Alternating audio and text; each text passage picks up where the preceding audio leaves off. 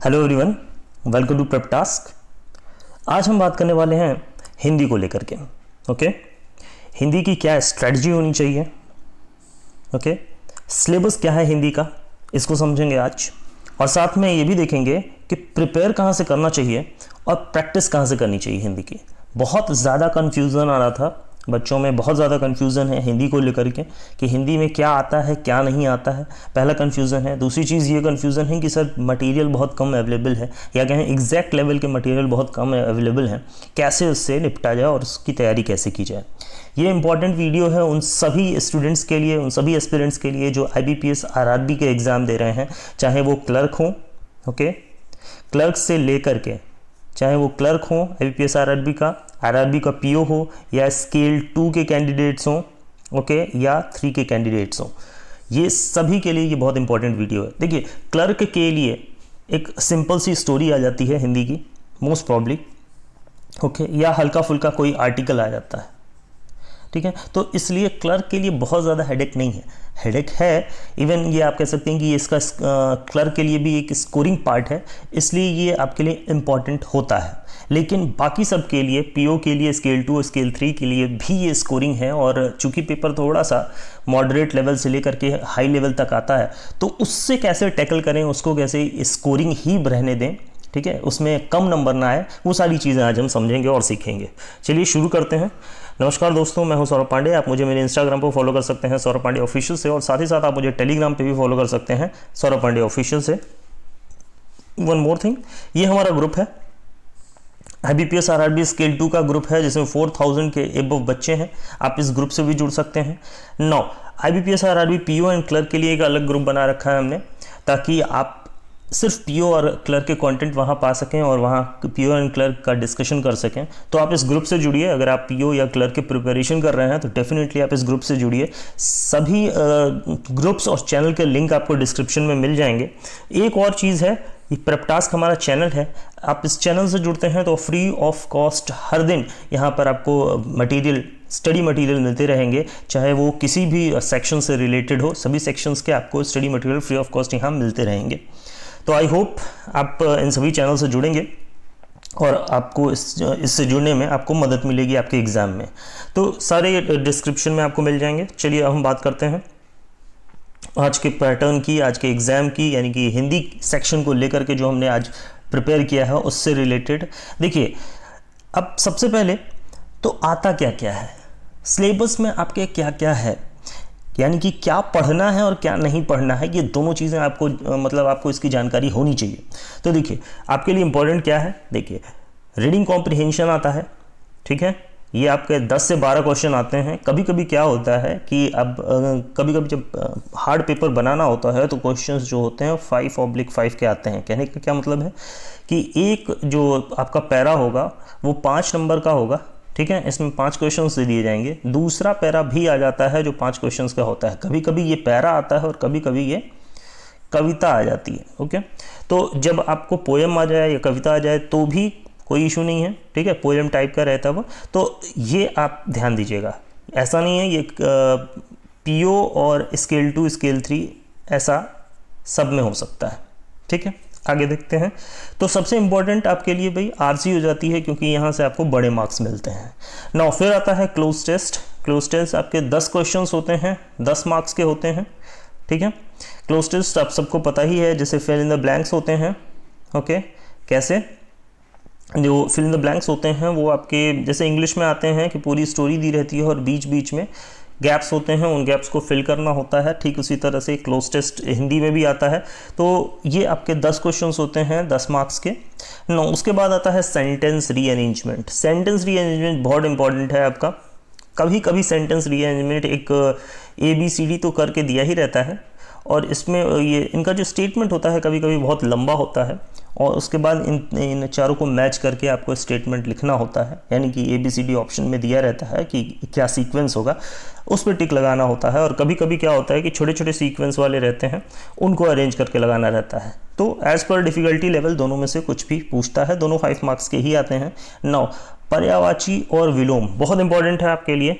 ये direct question एक या मतलब 2 या 3 आते हैं डायरेक्ट क्वेश्चन पर्यायवाची और विलोम से, लेकिन ये इंपॉर्टेंट रोल प्ले करता है जब आप ये क्लोज टेस्ट या रीडिंग कॉम्प्रिहेंशन कर रहे होते हैं तो ये बहुत इंपॉर्टेंट रोल प्ले करता है और इससे आपको बहुत मदद मिलती है रीडिंग कॉम्प्रिहेंशन को समझने में और साथ ही साथ क्लोज टेस्ट को समझने में या कहें कि हल करने में। एक और बात कहें, मुहावरे एवं लोकोक्तियाँ। मुहावरे एवं लोकोक्तियाँ आपका सीधे सीधे कहें तो ये आपका रीडिंग कॉम्प्रिहेंशन में भी आ जाता है, यानी कि रीडिंग कॉम्प्रिहेंशन में एक मुहावरा कोई एक कॉम्प्रिहेंशन में आपके बीच में कहीं मुहावरा दिया रहेगा और उसका मीनिंग पूछ लेगा आपसे। इस तरह से भी ये मुहावरे और लोकोक्तियाँ आते हैं और साथ ही साथ कभी कभी अलग से ही मुहावरे और लोकोक्तियाँ के क्वेश्चंस दे देते हैं।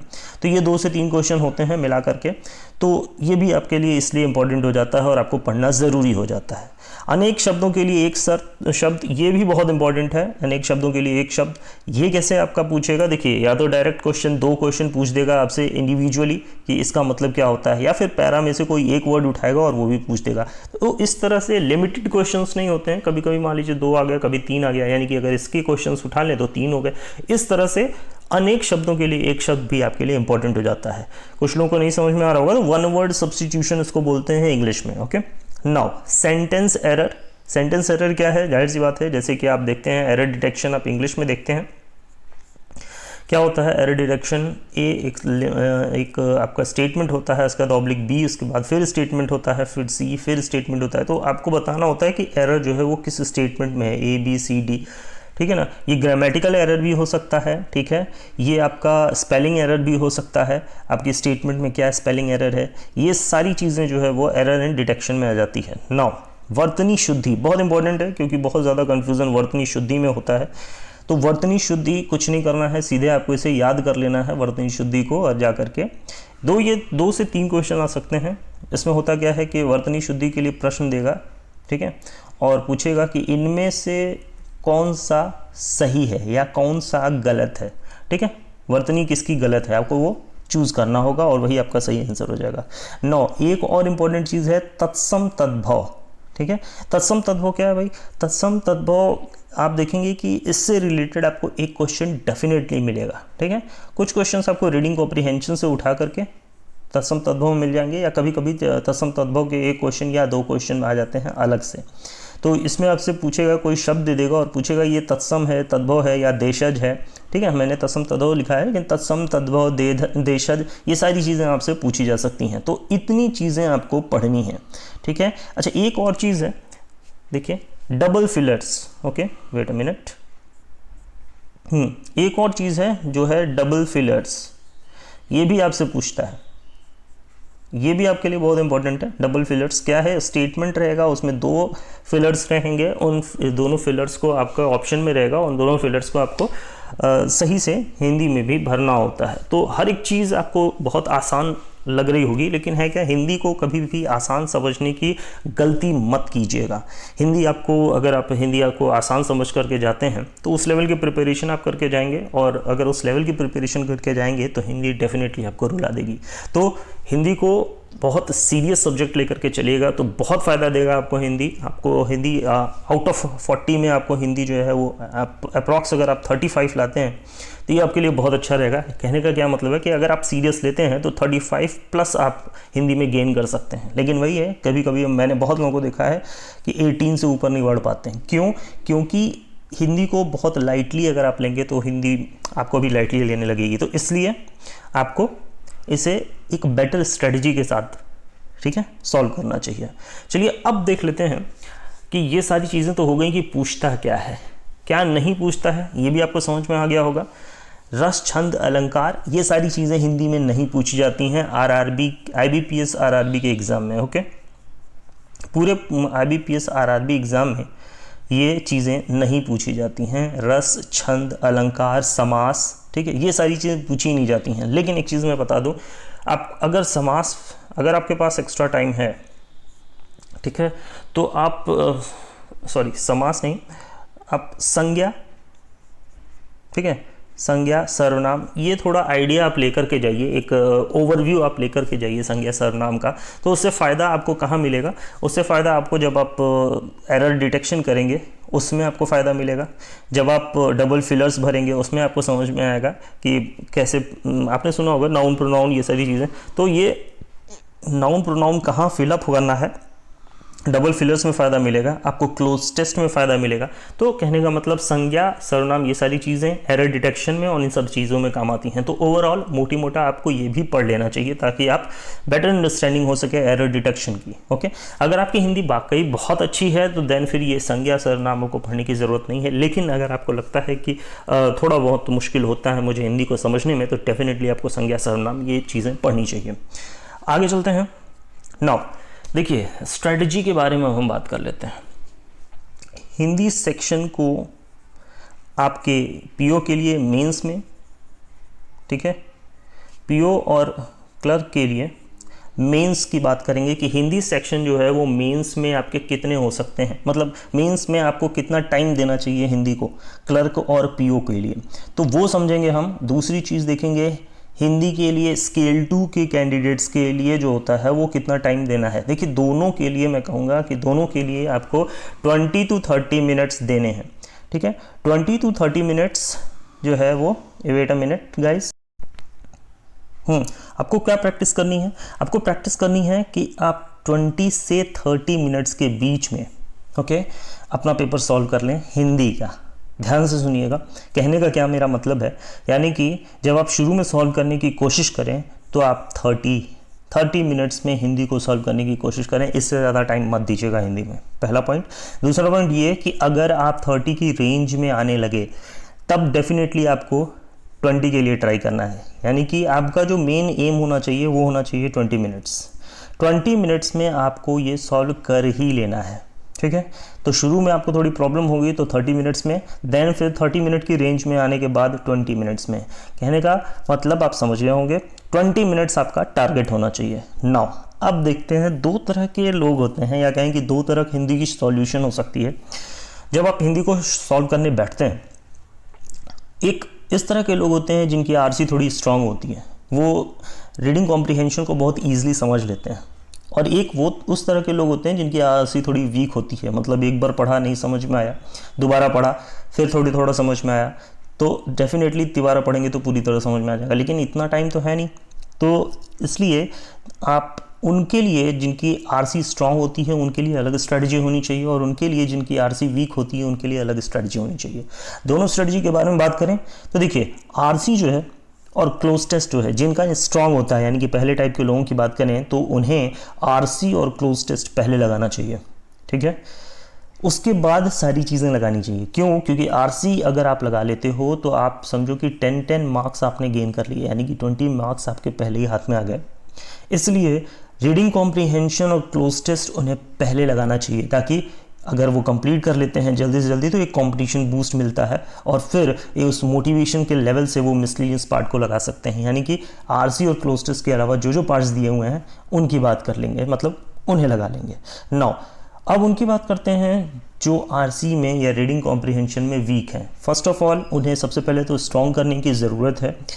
डेली आपको क्या करना है? डेली आपको आर्टिकल पढ़ना है, ओके।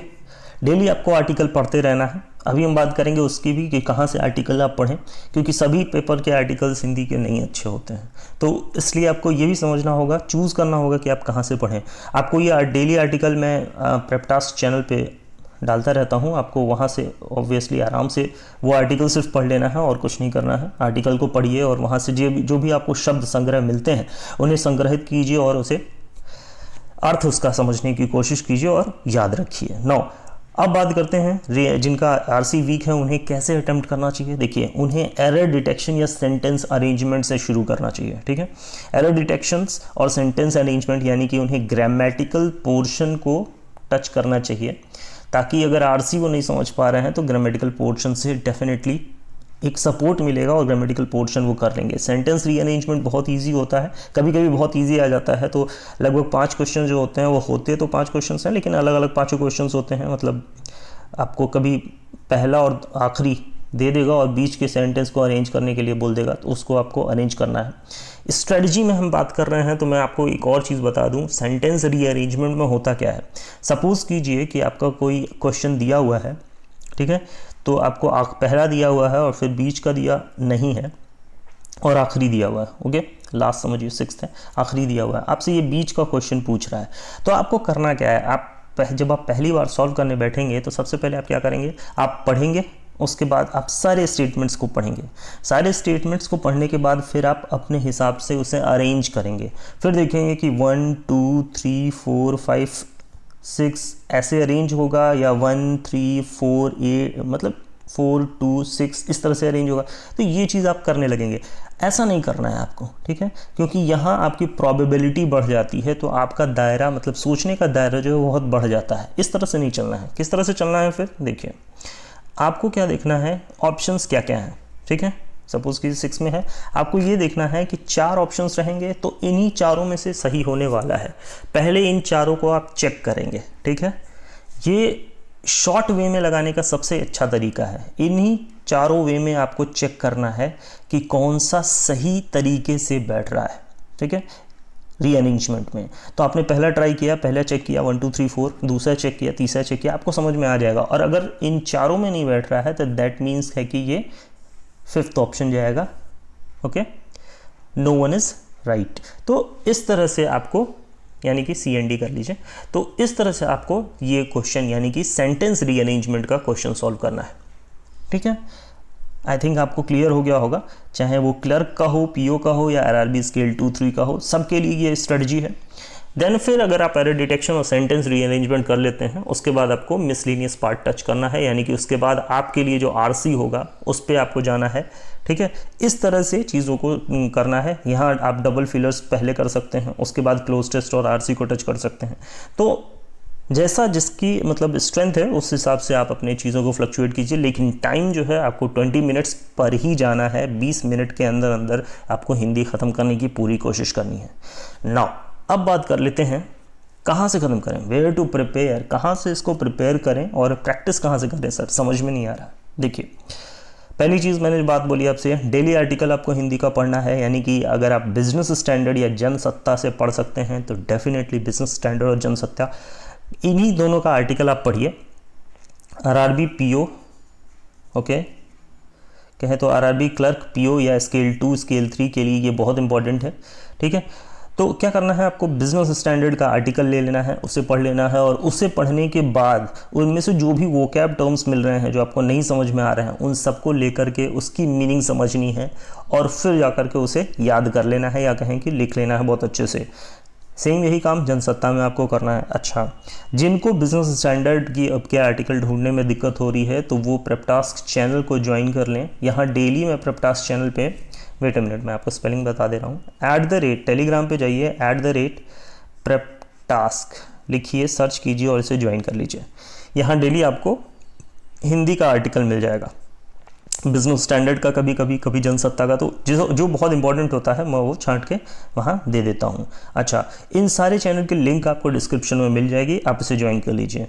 अब बात करते हैं सर, हो तो हिंदी का आर्टिकल तो हो गया सर, अब फिर सर बाकी चीज़ें कहाँ से पढ़ें। देखिए उसके लिए लूसेंट हिंदी लैंग्वेज बुक आपके लिए बहुत इनफ है। बहुत लोग सोचते हैं कि कम है, बहुत इनफ है। हिंदी लैंग्वेज की बुक में अगर आप जो प्रॉपर कंटेंट्स हैं, जो आपके लिए रिक्वायर्ड है वो पढ़ लीजिए, आपके लिए बहुत है। जैसे देखिए अनेक शब्दों के लिए एक शब्द, यानी कि 1 वर्ड सब्स्टिट्यूशन जो है वो आप पूरा याद कर जाइए, बहुत इंपॉर्टेंट है वो, उसको आपको पूरा याद कर लेना चाहिए। पर्यायवाची और विलोम, देखिए जब आप ये 1 वर्ड सब्स्टिट्यूशन कवर करेंगे तो आपका कुछ क्या लगभग समझिए 50% जो है आपका पर्यायवाची और विलोम, लगभग 50% आपका तैयार हो जाएगा। तो इसमें भी आपको मदद मिलेगी। वर्तनी शुद्धि अलग से एक चैप्टर ही दिया हुआ है वर्तनी शुद्धि पर, उतना पढ़ लीजिए तो उसमें से मैक्सिमम क्वेश्चन आपको मिल जाएंगे, ठीक है। लूसेंट हिंदी से ही आपको मैक्सिमम क्वेश्चन मिल जाएंगे। बाकी अगर आप टेस्ट प्रैक्टिस करेंगे उसमें भी आपको नए नए क्वेश्चंस मिलते रहेंगे, तो वो भी आपके लिए इंपॉर्टेंट हो जाएगा ना। मुहावरे एवं लोकोक्तियाँ, ये भी आपके लिए लूसेंट बुक से ये भी आप पढ़िए, आपको याद कर लेना है। ये सारी चीज़ें हैं। इवन आपको पेपर जो है वो उसके लास्ट में, यानी कि बुक के लास्ट में जो है, इस बुक के लास्ट में आपको क्या मिल जाएंगे, कुछ प्रैक्टिस पेपर मिल जाएंगे, ठीक है। जैसे ये आपके कॉम्प्रिहेंशन, रीडिंग कॉम्प्रिहेंशन मिल जाएगा आपको, फिर ठीक है क्लोज टेस्ट आपको मिल जाएगा। तो ये सारे क्लोज टेस्ट और रीडिंग कॉम्प्रिहेंशन लगा डालिए, ठीक है। इससे प्रैक्टिस अच्छी हो जाएगी। तो आधी प्रैक्टिस तो आप यहीं से कर लेंगे, इस बुक से ही प्रैक्टिस कर लेंगे। अच्छा, और क्या चीज़ें थी जो मैंने आपको सिलेबस में बताया है वो सब कुछ हिंदी लैंग्वेज बुक में अवेलेबल है। सिलेबस को देखिए, बुक में जाकर के उन टॉपिक्स को टिक लगाइए और उनको पूरा पढ़ जाइए। बस इससे ज़्यादा आपको इसमें कुछ नहीं करना है। नाउ अब एक और प्रॉब्लम आती है, सर टेस्ट प्रैक्टिस कहाँ से करें, कहाँ से एग्जैक्ट लेवल का मिलेगा सर। देखिए टेस्ट प्रैक्टिस आपको स्मार्ट कीड़ा से, ठीक है, स्मार्ट कीड़ा पे कुछ कुछ फ्री ऑफ कॉस्ट पड़ा हुआ है, ठीक है, कुछ कुछ फ्री ऑफ कॉस्ट पड़ा हुआ है, वहाँ जा कर के आप स्मार्ट कीड़ा से कर सकते हैं। तो थोड़ा सा मुश्किल होता है हिंदी सेक्शन को ढूंढने में स्मार्ट कीड़ा में, लेकिन आप आई होप आपको मिल जाएगा। अगर ना मिले तो आप मुझे प्लीज़ कमेंट कीजिएगा, मैं आपको डेफिनेटली आपकी हेल्प करूंगा। नाउ तो स्मार्ट कीड़ा में जाकर के आप फ्री ऑफ कॉस्ट वहाँ से प्रैक्टिस कर सकते हैं। अच्छा, और प्रैक्टिस मॉक, ठीक है, ये ऐप है प्रैक्टिस मॉक का, आप यहाँ पर जाइए और इनका जो RRB PO मेंस का, ओके, RRB PO मेंस का इनका जो टेस्ट सीरीज़ है उसे ले लीजिए। उस टेस्ट सीरीज़ में क्या है, उस टेस्ट सीरीज़ में इनकी हिंदी बहुत अच्छी दी हुई है, हिंदी का जो लेवल है वो बहुत अच्छा है, आप उसको अटेम्प्ट कीजिए, ठीक है। आपको समझ में आएगा कि जो हिंदी का लेवल है वो लेवल एग्जैक्ट एग्ज़ाम लेवल के आसपास है, और उसको लगाते हैं तो एक आपको स्मार्ट स्ट्रेटजी, मतलब उस पर आप एक स्मार्ट स्ट्रेटजी प्ले कर सकते हैं और अपने इम्प्रूवमेंट को देख सकते हैं। तो इसलिए ये 2 रिकमेंडेड है। इवन अड्डा में भी आपको मिल जाता है, अड्डा के भी हिंदी को लगाने में प्रैक्टिस करने में क्या जाता है, प्रैक्टिस कीजिए। लेकिन हाँ, अड्डा का जो लेवल है वो लेवल एग्ज़ाम का लेवल नहीं है, इसलिए ये चीज़ धोखे में मत रहिएगा कि हाँ मैंने लगा लिया, मैंने बहुत अच्छा कर लिया, ऐसा बिल्कुल नहीं है। तो हाँ, अड्डा आपके हिंदी की इम्प्रूवमेंट में स्पीड मतलब क्या कहें, कैलकुलेशन, स्पीड कैलकुलेशन में कह सकते हैं, तो इन सब में आपकी थोड़ी मदद करता है, आपको वो कैप बढ़ाने में मदद करता है। तो ये सारी चीज़ें हैं, तो इन चीज़ों से आप प्रैक्टिस कीजिए और अपने आप को आगे बढ़ाइए। प्रेपटास चैनल पे भी मैं कुछ हिंदी का मटेरियल भी दे रहा हूँ, तो आप उस चैनल पे जुड़ करके हिंदी के मटेरियल का लाभ उठाइए। आई होप आपको सारी स्ट्रेटजी समझ में आ गई होगी कि कैसे चलना है, कहाँ से प्रैक्टिस करनी है, और सारे मटेरियल मैंने आपको बता दिए। इन सब चीज़ों का इस्तेमाल कीजिए और हिंदी को अपने इम्प्रूव कीजिए। अगर कोई और दिक्कत है, कोई और क्वेश्चन है हिंदी से रिलेटेड, IBPS RRB एग्ज़ाम के हिंदी सेक्शन से रिलेटेड, तो आप मुझे कमेंट करके बताइए, मैं उसका जवाब देने की पूरी कोशिश करूँगा। और चैनल को, अगर आपको कंटेंट अच्छा लगा है तो चैनल को लाइक, शेयर और सब्सक्राइब जरूर कर दीजिएगा। चलिए मिलते हैं फिर नेक्स्ट वीडियो में, तब तक के लिए गुड बाय।